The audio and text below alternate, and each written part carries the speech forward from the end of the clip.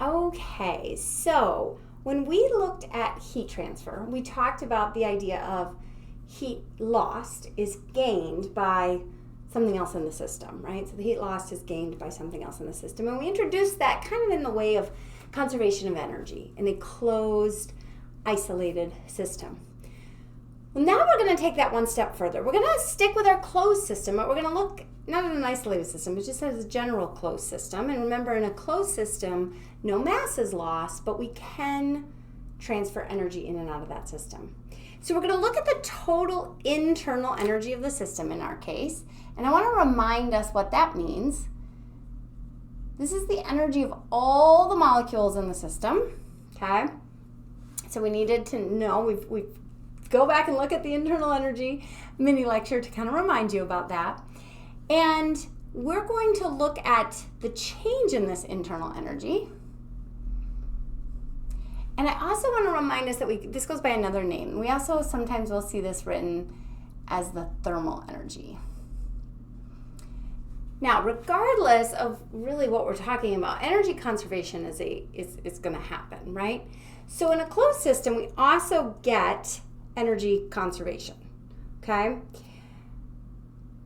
But how do we, so we're going to look at changes in energy, and how do we change our internal energy?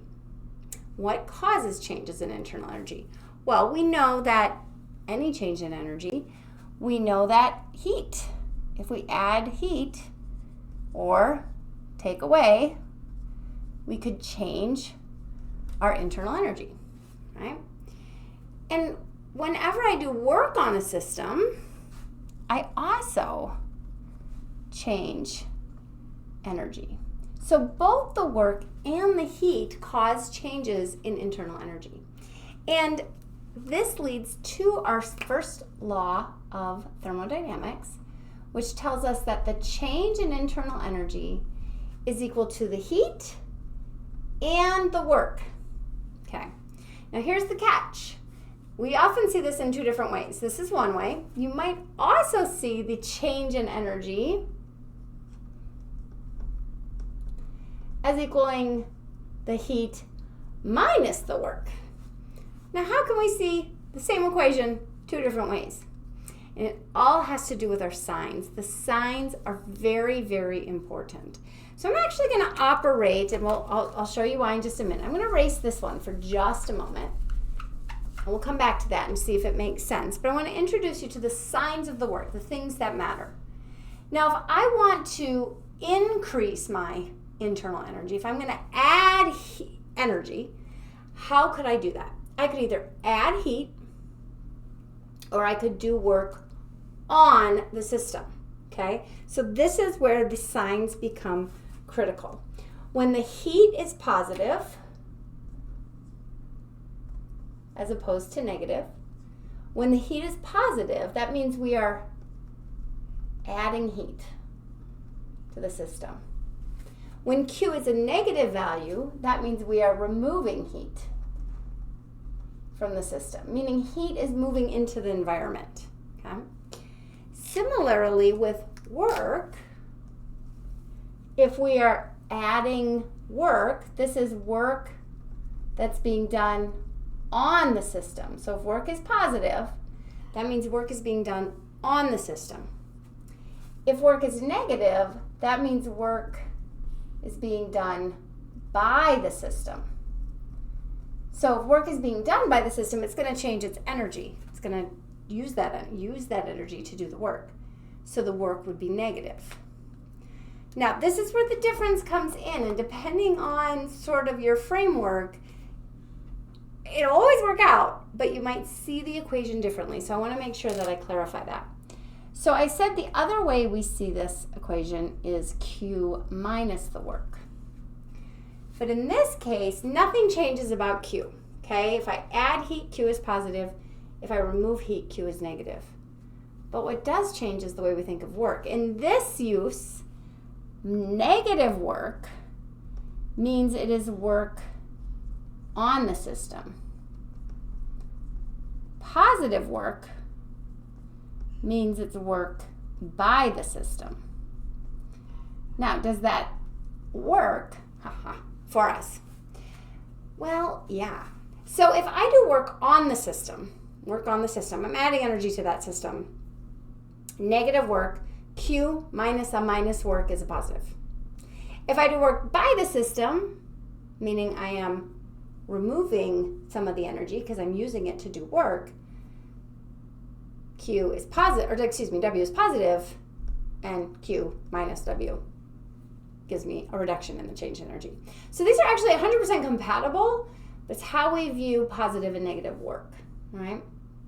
So when it's appropriate, I might switch between them because you will see things done in both. I'm going to start, however, kind of with this idea, so that when it's work by the system, I remove it, it's a negative value. When it's work on the system, I add it, it's a positive value. Okay.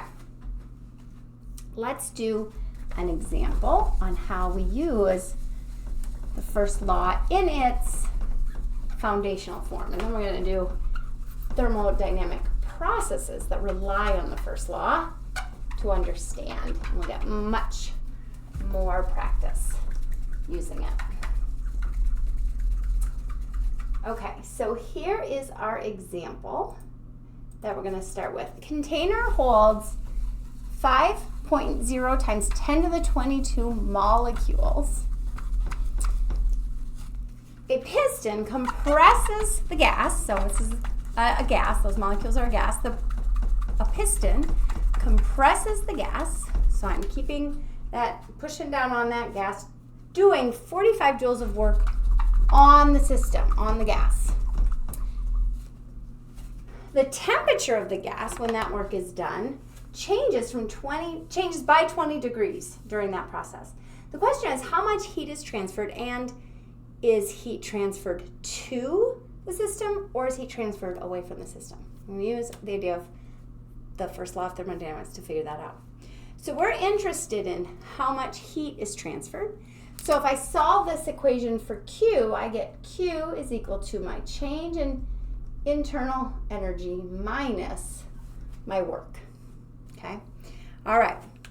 So what's the change in internal energy? Well, we want to remember that we're dealing with an ideal gas, and we know that the internal energy for an ideal gas, if temperature is allowed to change, and that'll make more sense once you watch the thermodynamic processes, we know that it is equal to 3/2 times the number of molecules times Boltzmann's constant times the change in temperature.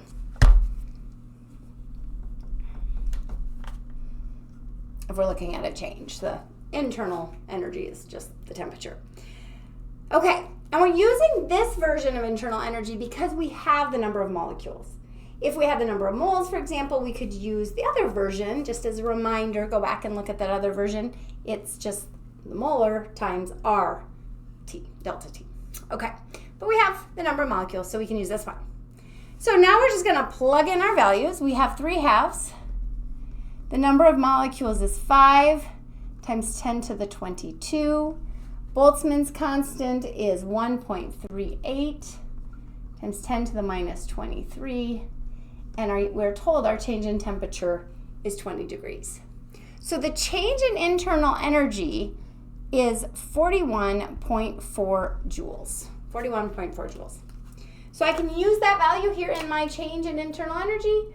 I have 41.4 joules. I'm told that 45 joules of work is, I don't know why I always put that unit in there, 45 joules of work is done on the system. So my work is positive value. So I put in that 45. And I find the total energy in heat is negative 3.6 joules. So that is how much heat is transferred in this process. Now, which direction does that heat go? Well, it's a negative value, and negative heat means to the environment. So it tells us that heat is dissipated to the environment during this process. All right, so first law of thermodynamics really relies on conservation of energy. It is kind of the conservation of energy principle.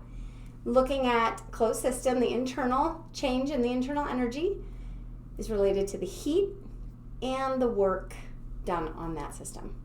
All right, good job.